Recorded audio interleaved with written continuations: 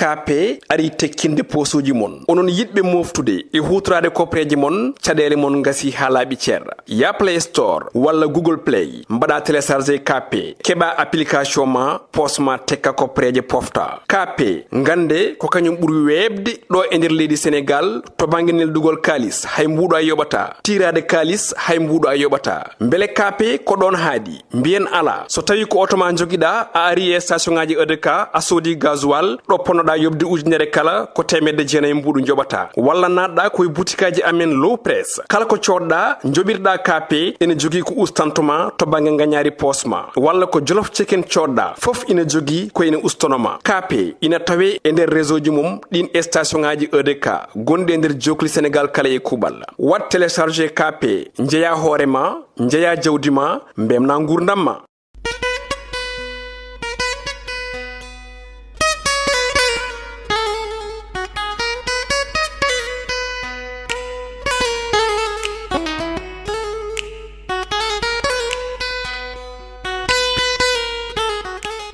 Assalamu alaikum wa rahmatullah bandiraɓe musidɓe tedduɓe bandiraɓe yeɓoɓe Ayaw Pindi TV on calminama mone mon foof inde mum e yettode mum si kala en garti e katande jomiraɗo joom baɗe bawɗe gam humnude aadi tade woni fulɓe mbi ko aadi bil aadi salaɗa aadi ɓuuri firtude aadi adamene moɗon e kala subaka altini ha aljuma ko roɓido jayndeji joni koye jayneji leydi men paɗen hande ko altini sappo e jeeɗiɗi lewru juillet hitande ujunere ɗiɗi e nogas tati ko nden garɗen gam humnude on ɗon aadi jandi leydi men Sénégal e oɗo subaka ina wayno gaari koye on projet de loi poɗɗo nawede hande toon to assemblée nationale kono kadi ɗi gaari e dawrugol hani e tana même ɗo ɗanniyankoɓe leydi Sénégal to banggue ɗannotoɓe ɗan ɗe ndewane lawol puɗɗortoɗen ko jayde Sud Quotidien e oɗo subaka nden jayde wi ina wayno tan ko oɗo révision to banggue constitution leydi Sénégal hani yurnitade on ɗon loi électorale kam e code pénal jaynen ko ɓe mbi ina wayno tan ko assemblée nationale hande nana hucciti e hoore muɗum hollirde wonde tan ko ɗin député ɗi ganduɗa ɗi ma jurniti ko fate banggue ko wiyete hono alhaali gonka Karim Wade e Khalifa Sall gam laɓɓine haalaba ceer to banggue sumgoji kono kadi e ko yewti mumtugol on assemblée nationale saabi noon jaynen koɓe mbi ko ɗin député ɗi 14e législature hande de nana kucciti e tarikh woni ganni leydi Sénégal foof ina yaaji e hello tati nden jayde witende Sud Quotidien jayde enquête kam ne arti hen ɓe mbi ko article 87 to fate banggue on ɗon constitution leydi Sénégal ɓe mbi tan de ko ɗum dialogue du sour manam tan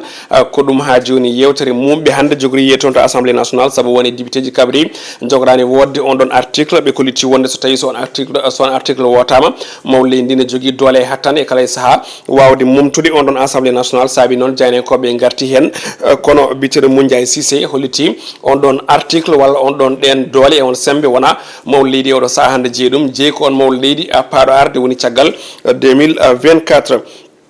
jayde Walf Quotidien kam arti hen wi ko ɗo projet de loi mo ganduɗa ko bambuɗo wawde mumtude assemblée nationale ɓe mbi tan de ko ɗum wartade député ji hande jogori yiyede toon ɓe kollitti noon wonde ɓe joppi hen ko député ji ɗi taxaw Sénégal e ɗi noon ɗi wallu Sénégal e hoore muɗum woni taxaw Sénégal e wallu e hoore muɗum ɓe mbi tan de ko nden wartade hande nana e en téléchargement manam woni koye arde e ko fayi arde kono ɗum ko Doudou Wade holliti wonde vodde onon article 87 wayli ɗum ko ɗum catastrophe wonande démocratie leydi Sénégal biteɗo hono Guy Marius Sagna habri wonde ko maw leydi ndi yiddi muɗum tan ko koppude on ɗon législative mo ganduɗa o ko législative ɓennuɗo goɗɗo kalɗo hen ko Thierno Alassane Sall opposant on holliti wonde ko maw leydi ndi Macky Sall waɗi renoncer wonde ƴamde 3e mandat kono waɗani renoncer ko yewti ko e heddade pouvoir ɗum woni ko Thierno Alassane Sall wi ko woni mabɓe kamɓe kala ne jaaji e hello tati nden jayde witende Walf Quotidien jayde Vox Populi oɗo subaka kañum ne ari koye on ɗon ko wiyete ha joni condition wonde momtude assemblée nationale e ko fayi arde mbitande ko ɗum guittugol hande o nden haɗidi e haɓade on ɗon révision article 87 to fate banggue hono constitution leydi Sénégal ɓen jaynen koɓe ni mbitan fawa koye faya ha joni koye riwtude walla ittude on ɗon article e on ɗon projet de loi gadduɗo hande o haallaji woni polémique ɓe koltini wonde ɓe mbaɗi ko namdal beele on ɗon article ni addani haala e luural e ko yewte e dialogue national ɓennuɗo ɗo o ɓen jayni hen koɓe ɗen jañi hen e hello teten nden jayni witende Vox Populi jayde Le Quotidien o subaka wi ko assemblée nationale on réforme mo ganduɗa ko constitutionnel ɓe mbitan de ko les deux cas qui divise manam tan ɗin kaw ɗiɗi woni Karim Wade e Khalifa Sall kañumen hande hande ngoni sababu ngal don lural ceerno tan sal holiti wonde ko vota on don loi mo ganduda ko labbino ben dido ben sabi non jaanen ko be mbi ko gedde kala ina jogori hande wulde jewtonta assemblée nationale kona dum ko ɓe ngari e alhaali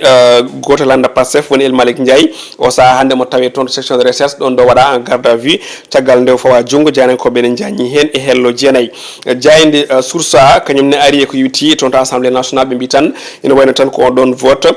wasa tawtede ɗum on biteɗo Birane Souleye Diop horejo parlementaire groupe Yewwi Askan Wi ɓe mbi tan de ha joni ko Yewwi Askan Wi ma wat perturbé ɗen golle manam tan maɓe kat golle ɗe yaade no hannirta ni ɓen janen koɓe kam ne janji hen e hello nayi e nder nden jayde source a jayde l'observateur e o subaka ari koye ɗallade ndewane lawol woni ko witi immigration clandestine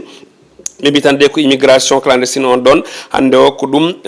ben peƴƴe mayɓe woni ko woni e riwtede hande maayo ngo ɗum ko caggal nde hollita wonde lanoɓe yoolima toon to Saint Louis hen joyo kadi jiitama e oɗo weekend ɓe goni sappo e jeenayo yimɓe tawi ko yitaɓe oɗo saaha ina kawre ladial maayo ngo ne wukkitiɓe e on tuma noon jani ko ɓen ɗon l'observateur jeehi e jillu reportage toon to Rufisque ɓe mbi tan de ko nokku ɓurɗo me meɗe ko yutti e on ɗon fannu ɓe kabri wonde ko ɗe jeesɗe ganduɗa de ko jeese drame woni koɓe mbaɗi e ɓen tato ɓe ganduɗa ɓe ko heddiɓe on ɗon fannu goɗɗo kalɗo hen ko toon to Gandiol e Tesenere ko noon wuuro ngo wiite ɓe kabri wonde ko wone awoɓe ina kala toon koleti wonde kala e saaha ene kocca gosɗe e tappe maji ɗi won hen ni kolleti gubbi ɓen ɗon maɓe tawi ni ko ɓiyi komo duuɓi sappo wallimo e ubbude ɓen ɗon maɓe ganduɗa ɓe tawi ɗum e maaje ɗe caggal nde maayo ngo wukkitiɓe woni hen ni ɓalli mumen koko puɗɗi bonde jayde li quotidien oɗo subaka ari koye performance ko yewti e port autonome de Dakar woni on kaggulaɗo ɓe mbitande ko ɗum monté en flèche et de chiffre no ɓe mbiri wonde manam koko ƴelliti so yerodirama e kitali ɓe noddude saabu e 2023 o capantati e joyi kala temedere ƴettuɗa ɓeydima ko yewti e onon performance port janen koɓe noon mbi rewɗa ɗon ko on ɗon Mountaga Sy baɗɗo golle patam lamiji ko yewti on ɗon fannu jayde besbi le jour ari e on ɗon titre goto moɓe kolliti wonde ko mawlendi Macky Sall neeli ɓen ɗon nayo hollirɓe wonde ne jiiɗi wonde candidat sumgoji benno coalition Benno Bokk Yakar e sumgoji paaɗi mbi tan de ko ɗin candidat ji nayyi kala e oɗo saaha ma jetto secrétaire général de l'AFP woni Moustapha Niass waɗaɓe ko wiyete ko auditionné hen tato ni jettima ko wayno mo ganduɗa ko woni Amadou Ba Abdoulaye Daouda Diallo Aly Ngouille Ndiaye ɓe tato kala ndewi toon guila oɗo aljuma goto keddiɗo ko Abdoulaye Diouf Sarr on ene faɗa janggo talata noon jaynen koɓe mbi fof noon maɓe ndewatto junggo Moustapha Niass ko adi mawle ndini suɓo on poɗɗo wonde candidat e sumgoji mabɓe walla e coalition Benno Bokk Yakar goɗɗum ko jayde las quotidien kam ne ari wi ko présidentiel 2024 mo ganduɗa kam woni Mansour Faye kañumne ko dauphin goɗɗo manam ko goɗɗo cikkaɗo kay ene foti suɓede e on coalition wona candidat coalition Benno Bokk Yakar jayde le témoin kañum feccani sikki oɗo subaka ɓen ɗon mbi ko élection présidentielle 2024 Abdoulaye Daouda Diallo ene wayno kañum woni puccu ganduɗa ngu ko fatam lamiw fongo ngu ɗowde on ɗon majorité présidentielle e sumgoji 2024 jayde Stade quotidien ko ɗon guddirten ɗo ɓindu men jayde hono kala subaka ɓen gaari koye oɗo kippo biteɗo génération foot mbitan de ko industrie en mars manam club mo ganduɗa o ƴetti on ɗon championnat du Sénégal guilñine aset ɓennuɗo o ɓe kolliti won noon ko ngol woni laabi tati koɓe ƴetta on ɗon championnat leydi men Sénégal ɗum ɗon ko caggal heblo fatam lamiwo goɓe goni e wadde nder leydi ndi jaynen koɓe ne jaññi hen e hello tati musidɓe tedduɓe ko ɗum ɗo wonno ko tongude nder ɓindu men jayneje oɗo subaka joni paaɗen koye rogere men wattindinde rogere men wattindinde oɗo subaka hannde gareten koye on ɗon vote mo ganduɗa e tijja hannde toon to assemblée nationale eɗen gandi toɓɓe kewɗe ina toon tawe e ko yewti e toɓɓe tonganoɗe jiwtuɗa walla jiwtuɗa tonga toon to dialogue national galle lamorgo to e on tuma noon ɗin député ji hannde ne nodda e oɗo subaka toon to assemblée nationale saabi noon addi haaluji kewɗi ha tengti ko yewti e oɗo article 87 article 87 noon il faut yimɓe pamna bandiraɓe nde tawno haaluji keewi luure keewi hen article 87 so tawi yurnitama mawɗo leydi ene wawi momtude woni wadde dissoudre assemblée nationale e kala nde yiiɗi e kala nde sohli ɗum ɗo noon hannde woni ko opposition o nanni e hakkillaji ɓesgol leydi Sénégal kolliti wonde so tawi ngal kuulal wotama hannde no janggoye mum walla no ɓawa janggoye mum so tawi mawɗo leydi ndi waɗi promulgué on ɗon loi nde weela foof ne wawi momtude on ɗon assemblée nationale waɗa ko wiyete ko convoqué hono sumgoji anticipé tawi ko couplage noɓe mbiri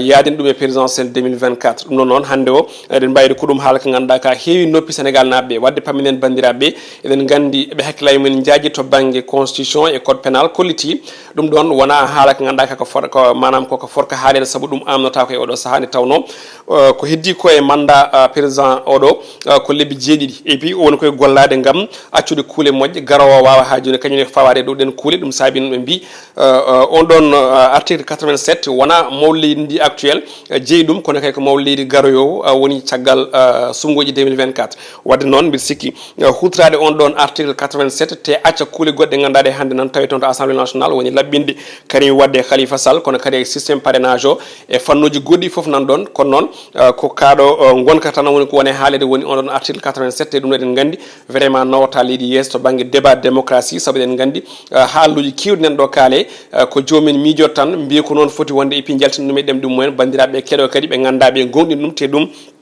fotani wonde leydi démocratie tawi yadani explication hay goto te eɗen gandi article 87 ene jiya e article mo ganduɗa o vraiment ko article doko pouvoir nam kono kadi eɗen gandi ko hunde ganduɗa nde ene wawi webtinande mawɗo leydi à chaque fois wadde dissoudre assemblée nationale kadi wadde dissoudre assemblée nationale ko hunde ganduɗa nde ɓooyi ha hande to kalten ɗon e tawe e nder leyɗele démocratie nde tawno ne wooda ko watte blocage walla wooda ko yahani walla wooda no wayi e on tuma noon lamɗo o waɗa dissoudre assemblée nationale kadi hen bangui wadde dissoudre assemblée nationale mbiɗa sikki koko yontide tawno eɗen gandi wadde ɗum couplage woni rendinde ɗin sumgoji ɗiɗi kala présidentiel e wonde sumgoji législative ko hunde fonde wonde saabu kala vote ko milliard uji watte hen dépensé wadde so tawi ɗiɗɗi foof ndendinama woni milliard uji guuri tan yimɓe kadi ma ko heddi hen ko fonno ko dépensé saaha goɗɗo ma won kadi koto manam to naati saabu leyɗele kewɗe hande ko ɗum kewi wadde e to banggue démocratie mumen walla mbiyen to banggue vote mumen wadde so sénégal tawi kañum ne waɗi ɗum envisagé mbiɗa sikki ko hunde ganduɗa nde ko fonde wattede hakkillaji no fewi musidɓe tedduɓe ko ɗi konngudi mbaynortoɗen en jetti Djiby Dieng to banggue caméra en jarni aussi Adama Diop gonnoɗo ɗi dumunnaji kala lomtade Aissata Ndiaye e lomtade en eɗen gandi Aissata Ndiaye aussi o dumunna kala wona cellude ne gasa ɗo e dumunnaji paari maw artoy so Allahu lamɗo jaaɓi gam huccidde e moɗon ɗum noon Allah jarama on jarama onon kala e kuuɓal e hormare no jogui e Pindi TV e dendagal gollotoɓe mumen e jewteɗe hani e fannuji kala ɓennoji ɗo ɗum noon yo Allah hokki en ñalde dow jaam ari men reɓino jahdeji ko janggo so Allahu lamɗo jaaɓi.